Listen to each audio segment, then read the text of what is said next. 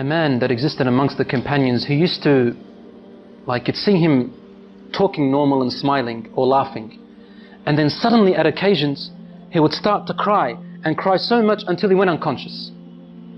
The companions told the Prophet ﷺ about this man to try and read on him for healing.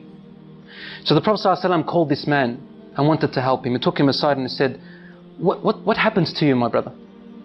The man said to him, Ya Rasulullah, I was never going to tell anyone this, but now that you've asked me, I must tell you. Before I embraced Islam, I used to have a daughter. And when she was born, I wanted to bury her, because the cultural ideology came into my mind. And I started to think that when she grows older, she will bring shame to my family. But I stopped myself. My heart for my daughter was overpowering me. Years and years went by as I watched her grow. And then one day, when she reached close to a blossoming age, she was about to become a lady. He said, I began to have nightmares and desperation and distress.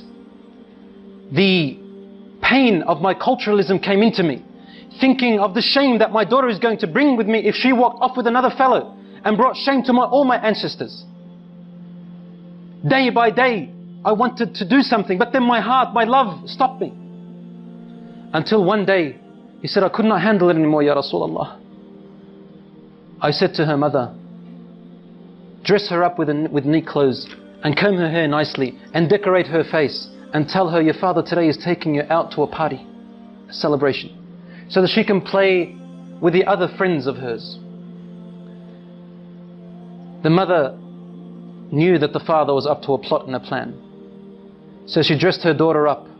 She combed her hair while she was crying. The mother was crying. And she powdered her face and made her nice while the mother was crying. And the daughter's asking, what's wrong, mother? And the mother would say, nothing, daughter. She's not allowed, otherwise the husband will beat her, or probably even kill her. The daughter said, Daddy's taking me out for a celebration. I love my dad. After decorating her, the father came along in the evening and he took his daughter.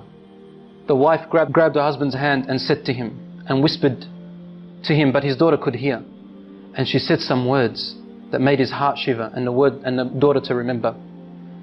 لا تضيع الأمانة يا رجل. O man, do not lose the trust. Your daughter is your trust.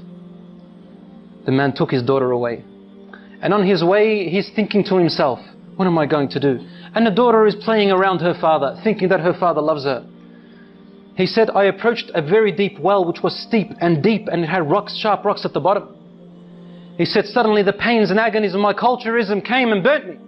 And I began to think, should I throw her? Should I not throw her? So I would come close, then my heart would not let me. Suddenly the culturalism would come in. He said, I wrestled and wrestled. Suddenly, when I came close to the well, I grabbed my daughter and I threw her into the well. And my daughter held with her open, horrific eyes, looking at me and saying to me, Daddy, لا تضيع الأمانة. Oh Dad, don't lose the trust.